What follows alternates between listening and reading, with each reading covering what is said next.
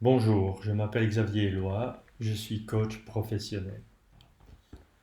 J'aide les personnes à vivre leur succès personnel dans leur travail et j'aide les organisations qui ont des défis à les relever grâce à la performance collective.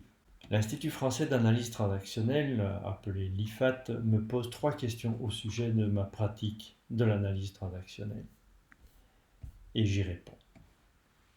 Première question, pourquoi ai-je choisi l'analyse transactionnelle? J'ai choisi de travailler avec l'analyse transactionnelle parce que, comme son nom l'indique, il y a quelque chose d'analytique. J'ai toujours aimé l'analyser et comprendre. Et l'analyse transactionnelle m'apporte des concepts, des distinctions qui me permettent d'analyser et de comprendre et les personnes et les organisations. J'ai trouvé dans l'analyse transactionnelle une sorte de dictionnaire très pratique, accessible à tout le monde.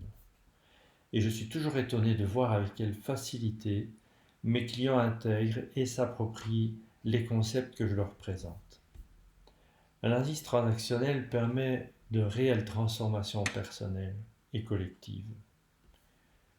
Être analyste transactionnel est exigeant en termes de rigueur, d'éthique, de pratique, et ça me donne la sensation de pouvoir garantir une qualité d'accompagnement. Une raison supplémentaire pour laquelle j'ai choisi l'analyse transactionnelle est que son but majeur est de favoriser l'autonomie des personnes et des organisations.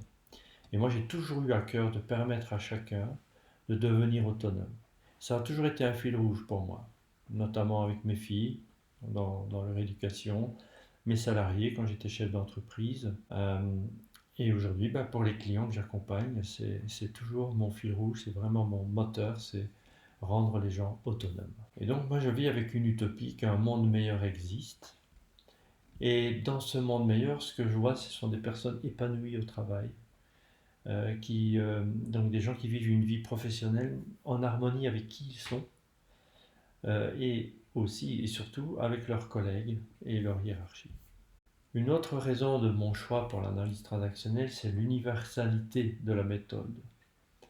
Elle est utilisée par de nombreux accompagnants et dans différents domaines comme la psychothérapie, l'enseignement, l'éducation, le coaching bien sûr, le conseil. Et donc faire partie de cette communauté internationale est très stimulant pour moi. L'analyse transactionnelle fait partie des grandes écoles comme la systémique de Palo Alto ou l'élément humain de Will Schutz. Et je suis fier de pouvoir dire que j'utilise l'analyse transactionnelle et que je suis reconnu par mes collègues en tant qu'analyste transactionnel. Je vois vraiment ça comme un label de qualité. La deuxième question que l'IFAT me pose, c'est quelle est la richesse de cette approche qu'est l'analyse transactionnelle. Elle est riche à plus d'un titre. Premièrement, avec un seul concept comme les états du moi par exemple, il est possible de régler et de résoudre de nombreuses situations et de rendre la personne autonome et de lui permettre de dépasser ses limites. J'ai envie de dire que l'analyse transactionnelle est populaire. Et qui ne connaît pas le triangle dramatique de Cartman, par exemple, hein, où il y a le persécuteur, le sauveur et la victime. C'est très connu par la plupart des gens. Il est très facile à l'utiliser, même avec des ados ou voire des enfants. C'est tout à fait abordable. Une autre grande richesse de l'analyse transactionnelle, c'est que vous pouvez aussi accompagner tant un individu qu'une organisation d'individus. Ça, pour moi, c'est très riche de pouvoir passer de l'individu au collectif et du collectif à l'individu. Enfin, une autre grande richesse de l'analyse transactionnelle, c'est le fait de rassembler 3 théories sous une seule appellation. C'est une théorie de la personnalité, comment je me structure, comment j'ai structuré ma manière de penser, d'agir, de réagir. C'est aussi une théorie de la communication, comment j'interagis avec les autres. Et enfin, c'est une théorie du développement de l'enfant. Comment, en tant qu'enfant, je me développe, comment je me débrouille pour obtenir ce dont j'ai besoin ou simplement ce dont j'ai envie.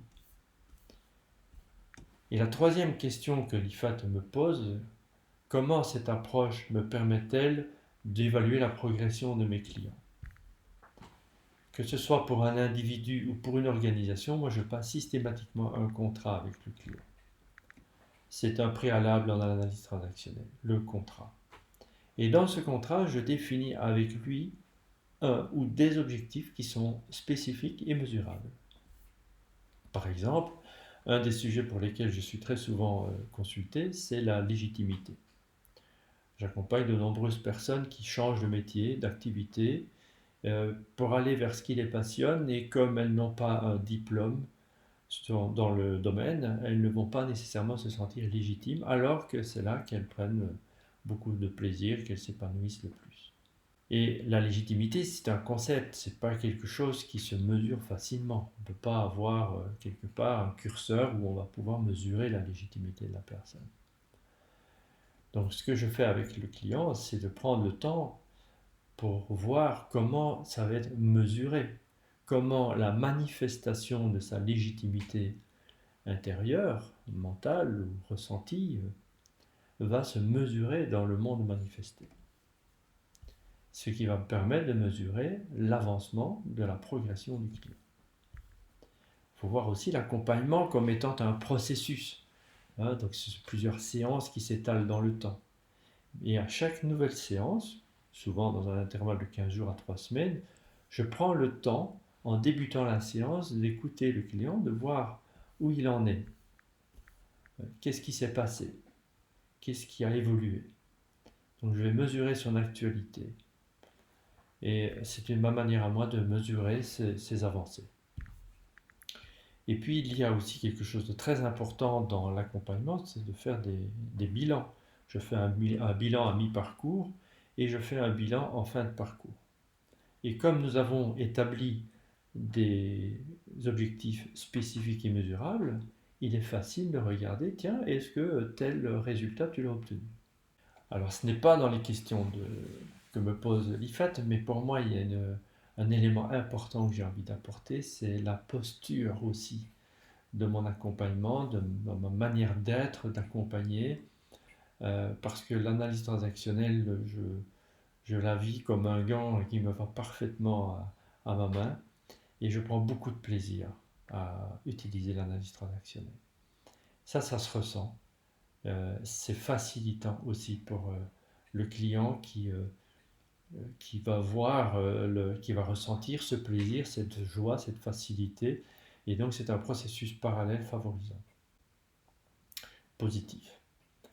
Et moi, quand je vois le client qui s'épanouit, qui a une révélation, qui a une nouvelle possibilité qui s'ajoute à son comportement, à sa manière de fonctionner, moi ça me met en joie, et donc je rentre dans un cercle vertueux avec le client. Donc je ne peux que vous recommander à utiliser l'analyse transactionnelle. Ce fut un plaisir pour moi de répondre à ces questions, et j'espère vous donner l'envie de l'utiliser. Voilà, au revoir.